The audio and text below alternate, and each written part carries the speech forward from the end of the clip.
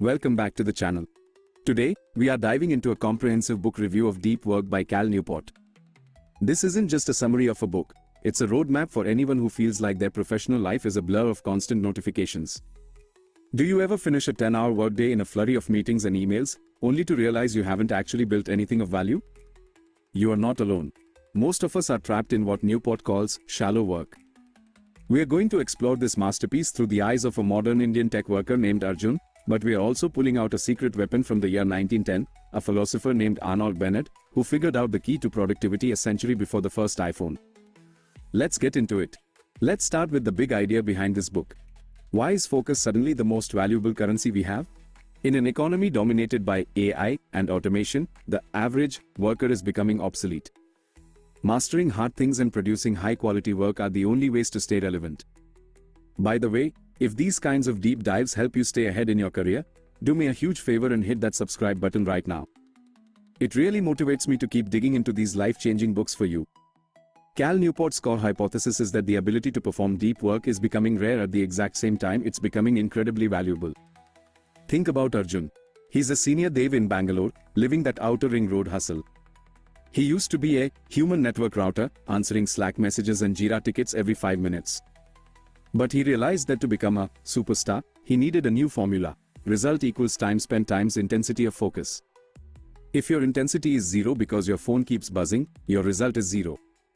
Mastery requires depth. So why does Arjun's company still push open offices and constant Slack chatter? It's what Newport calls the metric black hole. Most companies can't actually measure how much money they lose when employees get distracted, so they default to busyness. If you look busy, they think you're predictive. It's a dangerous trap that rewards shallow effort over real creation. Quick reminder, if you want to grab a copy of Cal's book to follow along, I've put a link in the pinned comment below. But is it worth the struggle? Science says yes.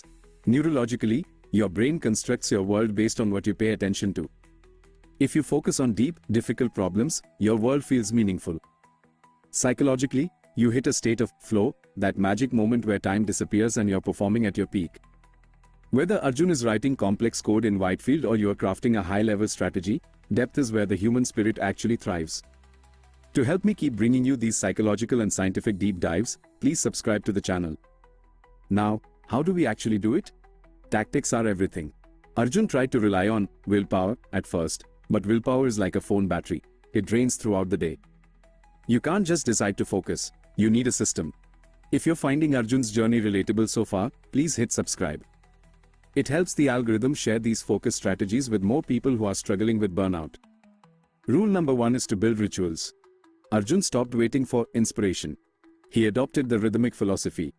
Every single morning, from 5 a.m. to 7:30 a.m., he works in total silence before the rest of Bangalore even wakes up.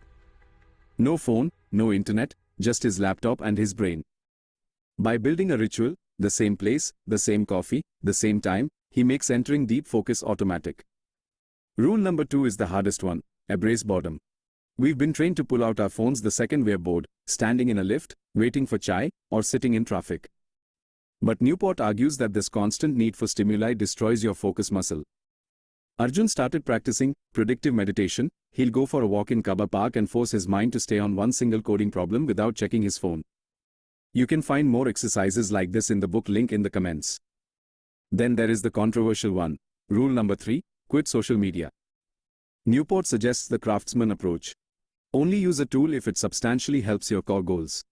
Arjun did a 30-day fast. He deleted Instagram and Twitter. What happened? Nobody missed him. He didn't miss any breaking news, and his productivity doubled because he wasn't leaking his attention all evening. Subscribe if you're brave enough to try a 30-day social media fast.